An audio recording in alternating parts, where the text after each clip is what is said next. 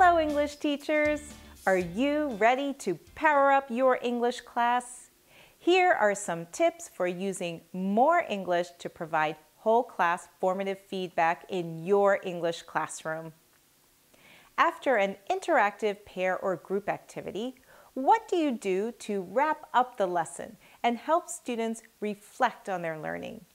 In a language classroom, we often ask students to present what they have discussed or practiced. This gives teachers the opportunity to assess students' ability to use the language. It is also a chance for teachers to provide formative feedback. Formative feedback is used by teachers to help students reflect on their performance and mistakes they have made. Through formative feedback, students have become aware of their strengths and weaknesses and make improvements in learning. For example, let's say your students just learned about how to give advice to a friend and are practicing how to use the past subjunctive.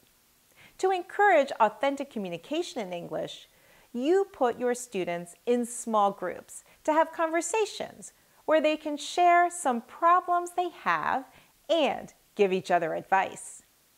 After they give each other advice in groups, you bring attention back to you and ask each group to present what they have discussed. At this point, how would you give students formative feedback? It can be hard, especially with a large class, to give students individualized feedback on their language use. However, you can provide whole class formative feedback that can save time but still be effective. This is most effective when you notice that many of your students are making common errors. Let's take a look at a situation where a teacher gives formative feedback after student presentations. Feel free to use this example as a model of teacher talk when you want to give formative feedback to your whole class. Whole class formative feedback, model of teacher talk. Step 1. Facilitate groups to present. Class, it's time to present what you have discussed. First, decide which 2 group members will present.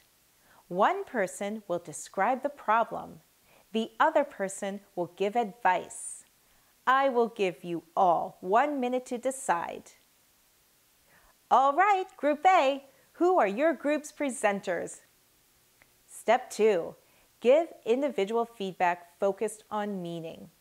After each group presents, avoid correcting mistakes of individual students and focus on the meaning of students' communication.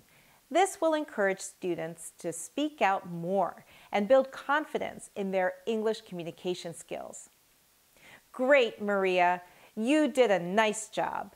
So everyone, what is Maria's problem? Yes, you are right. Class, what was Kelly's advice? Did you like her advice? Do you have any other advice for Maria? Now, which group will go next? Come on up. Step 3, give whole class formative feedback. While each presenter speaks, you should listen carefully and write down errors you hear. After all the presentations are complete, you will be able to see which mistakes are common among the speakers. Then you can wrap up the lesson by pointing out the common mistakes without embarrassing any individual student. Thank you, presenters. You did an excellent job. Great. Now, let's think about some of the common mistakes I heard from the presenters. When some of you gave advice to others, you used an incorrect form of the verb. Please look at the board. If I was you, I would sleep a lot. Can anybody find the mistakes in this sentence? Give students time to respond. When a student responds, the teacher can say, "That's right. Were is the correct form, not was." Step 4, practice together. You can practice the correct form with the whole class with another example. Well done, students. Let's practice giving advice using this form. If I were you, I would. Class, I have a problem. I got a bad grade on my last math test. Do you have some advice for me? Give 2 or 3 students a chance to give advice using this construction. Write what they say on the board, then have your whole class read the advice using the form accurately. What do you think about giving whole class formative feedback?